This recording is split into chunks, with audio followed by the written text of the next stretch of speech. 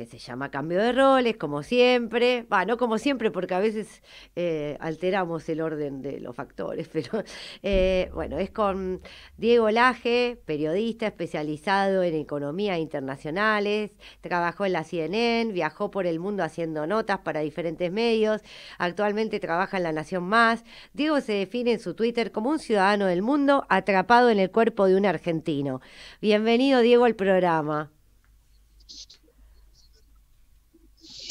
Muy buenos días, muy buenos días. Oh, has aparecido, qué Estoy susto. viendo la mañana de otoño sobre el Potomac.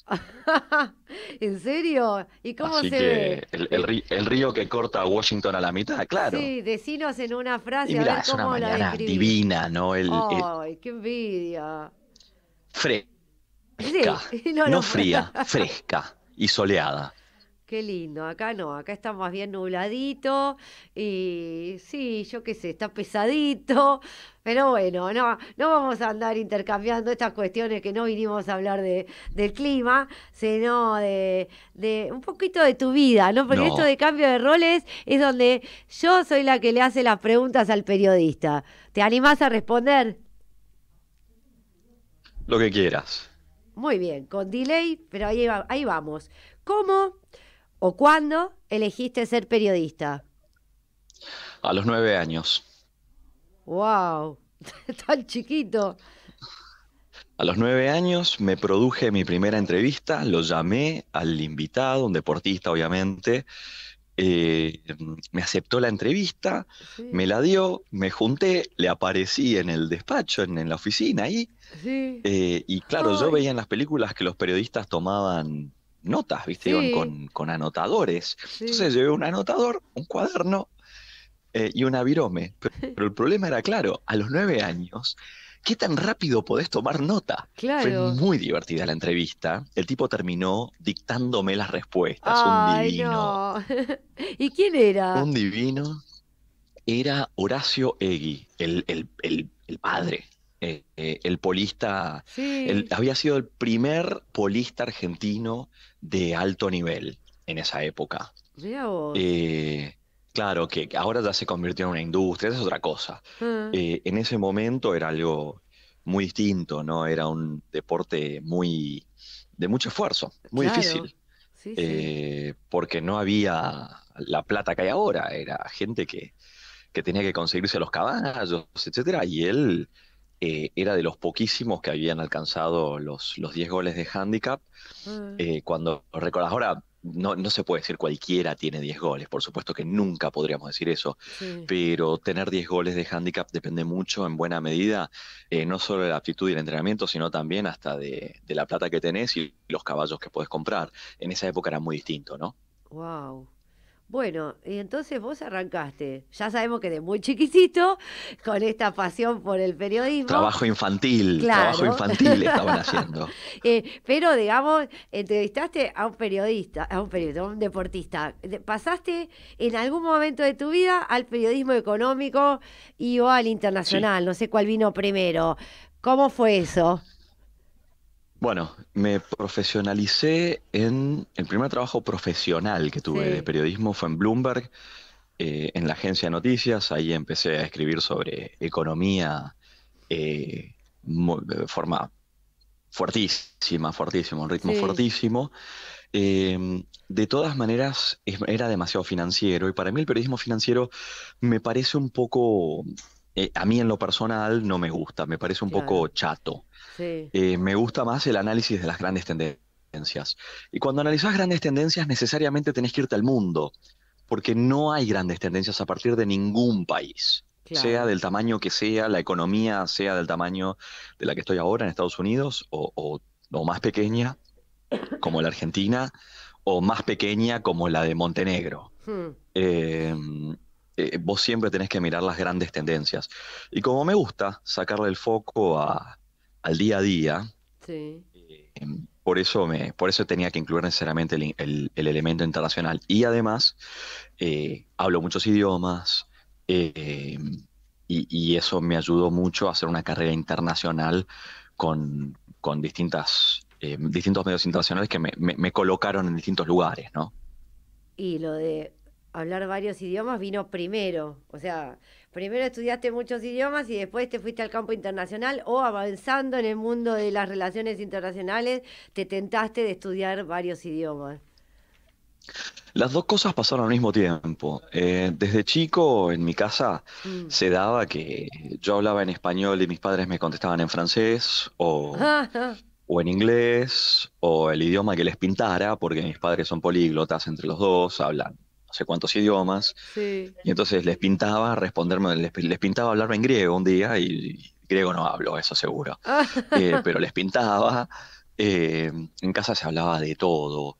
Y, y después con el tiempo, por supuesto, fui agregando otros idiomas que fueron de la cosecha propia. Por ejemplo, el mandarín. El mandarín es absolutamente propio. Muy En casa bien. no se hablaban idiomas asiáticos. Pero bueno, lentamente fui agregando eso y como obviamente pasé tanto tiempo en Asia, tanto tiempo particularmente en el mundo chino, Sí, obviamente tenía que hablar el idioma. Al final viví claro. 15 años en el mundo chino. Imagínate que si no hablas chino tenés un problemón. No, o sea, no puedes comprar, no puedes almorzar, digo. Claro.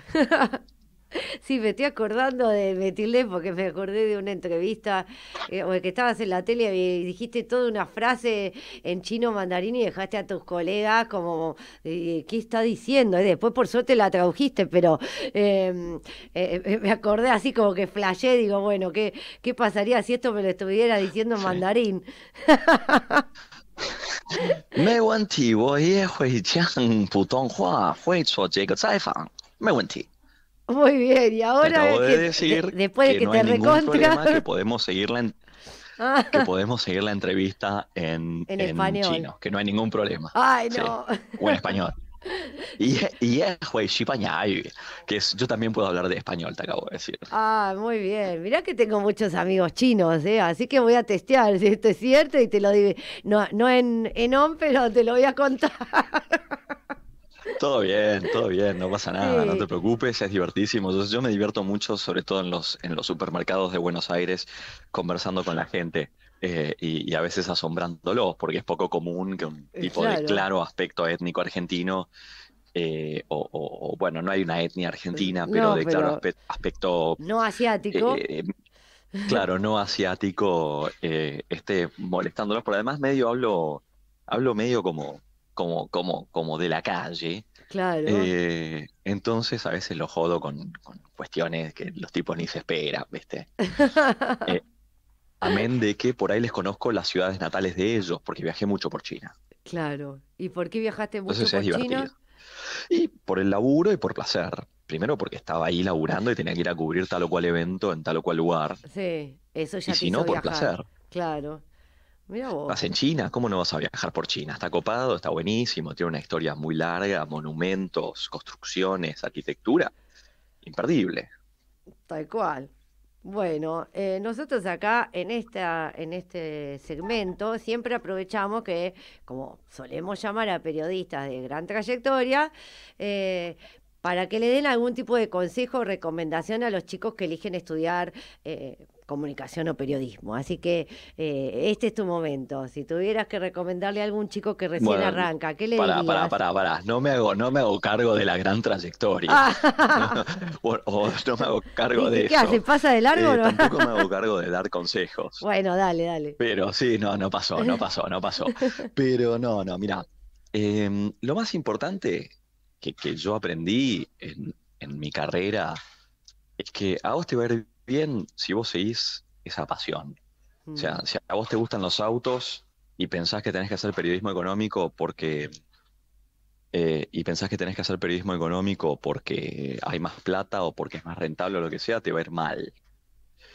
O no te va a ir todo lo bien que te iría si hicieras periodismo de autos. Entonces, esa me parece que es una de las claves de esto, porque la profesión es tan competitiva que vos realmente con cumplir no te alcanza, ¿viste? Tenés que ir mm. un poquito más allá, y ese poquito más allá te lo da aquella cuestión que está vinculado con tu corazón y no tanto con los cálculos que puedas hacer, los cálculos racionales que puedas hacer al momento de elegir tu línea periodística. El periodismo es gigante, tenés desde salud hasta periodismo de relojes, Mm, eh, y si sos un apasionado de la joyería de los relojes, eh, lo vas a encontrar tu hacer manera de bien, canalizarlo al periodismo y te va a ir súper bien. claro. Bueno, aunque vos digas que dudás de si fue enorme o gran trayectoria periodística, pero bueno, en tu carrera periodística hiciste muchas notas, hasta Sí, ahí vamos bien, ¿no? ¿Cuál de todas fue la más un montón. importante a tu criterio? Mira, ninguna es la más importante, no hay una nota que sea la primera o la última, ¿no? Mm, Cuando la cámara se apaga, la historia sigue. Eso es una frase de una comedia, de sí, hecho, británica, que habla sobre un tema muy parecido a este, ¿no? mm, Yo creo que la nota más importante que voy a hacer es la próxima, siempre. mirá, Eh, mm, podemos divertirnos un poco y jugar con que la vez que lo entrevisté a Ashton Kutcher, no hago de espectáculo, pero una sí, vez me tocó, porque no había nadie más, ir a entrevistarlo a Ashton Kutcher. mirá vos. Eh, mm, Terminamos empedándonos una botella de vino los dos, divertidísimos, cuando terminó la entrevista. Tengo cuentos así, hasta por supuesto cuentos de haber estado siendo parte de la comitiva presidencial, por invitación o por error o por lo que sea, de Michelle Bachelet, Sí, cuando era presidenta de Chile. Me tocó acompañarla en la intimidad como fotógrafo en ese momento. Recordá que yo vengo o sea, si bien hice mis licenciaturas y mis estudios que son inevitables, la preparación es inevitable para cualquier persona que se toma la profesión en serio, mm, pero en un momento me dediqué a la fotografía mucho, pues me gustaba y mm, tomé mis cursos de fotografía y justo eh, cubrí una visita presidencial chilena a China como fotógrafo, fue un gustazo. Después, dentro de lo que es la política, los CEOs, ha habido muchísimos encuentros interesantísimos. mm. Eh, Me ha tocado realmente vivir cosas que, que quizás eh, generan mucho titular, pero si yo tuviera que decirte cuál es la entrevista Sí, a que ver. nunca me olvidé, Mm, jamás, es la de una chica que estaba postrada en un hospital después del terremoto de Sichuan, en el suroeste de China, 90.000 muertos y desaparecidos, para darte una idea de la magnitud del desastre. sí. Eh, Nunca me olvido de ella, ¿sabes? Porque se le había caído la escuela encima en el terremoto, había Mm, sobrevivido, estaba hecha crema la piba, hecha mm, crema mal. Eh, y claro, la realidad era que la escuela se había caído porque los funcionarios locales se habían robado la guita para hacer cimientos buenos para la escuela, la ingeniería que correspondía, mm. y la escuela estaba hecha de cemento y nada más en zona recontrasísmica del Himalaya. Obviamente, Tremendo. llegó el primer terremoto y la Mm, escuela se cayó. Fue a las 2:30 de la tarde hora local, estaban todos los chicos en clase. Se le habían muerto un montón de compañeros a la chica. Estaba claro. con el cuerpo destrozado en terapia intensiva del Hospital de Niños de Chengdu, la capital provincial. Mm, Y la estaba entrevistando yo y ella me quería contar porque quería que se sepa claro. lo que le habían hecho, cómo le habían arruinado la vida un grupo de funcionarios corruptos de cuarta. Mm, Y en un momento ella tuvo que mirarme y se quedó sin fuerza y me miró y de tanto hablarme y contarme, me mira, me estábamos hablando en chino y me dice, "Han Tang", que quiere decir, me duele demasiado mm, y no podía seguir hablando por el dolor. claro. La chica se llama Pan Yun. eh, Traté de volver a contactarme con ella muchas veces, nunca lo logré, Mm, pero, pero es una entrevista que nunca me olvido. Pero es una persona común, no es una persona, es una chica de colegio. Tenía sí, 16 años cuando la entrevisté en el 2008, sí. eh, y tenía la vida arruinada por un funcionario corrupto. Bueno, es gran enseñanza. Vamos a ver si, como te dije, que tengo muchos amigos chinos, capaz que les llegamos. Así que puede ser que te sorprendamos un día, ¿eh? No, no me hagas pronunciar el nombre Ojalá, de la chica, pero ojalá. juro que podemos buscarla. Después si la encontramos o no es otra cosa. Así que, bueno, ya tengo que ir cerrando la entrevista, así que para que la terminemos pum para arriba, ¿qué te voy a preguntar? Contame alguna anécdota divertida. Primero tengo anécdotas que son incontables porque no es horario de protección al menor. Primero, empecemos por ahí. Bueno, Eh, una que tengo, puedas tengo algunas contar. desopilantes, Sí, pero desopilantes. Las mejores te pasan cuando caes a cubrir el evento equivocado. Por ejemplo, tenías que cubrir el evento que estaba en el sí. salón de la derecha y caes al salón de la izquierda. Ay, no, no te puedo creer. Te pasan todas esas. Eh, entonces, cubrís un evento que decís, che, qué raro, boludo, que me hayan mandado a cubrir esto. Esto no tienes que ver con lo que Claro. yo estoy cubriendo. Pero bueno, lo cubrimos. Lo mejor es cuando escribís una nota donde después te das cuenta que caíste eventualmente te avivás. Entonces agarrás, te escapás al otro salón y haces una nota con lo que salió de los dos salones. ¿Entendés?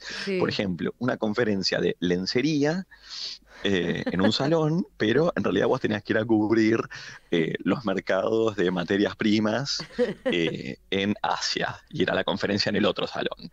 Esas Claro. son buenísimas.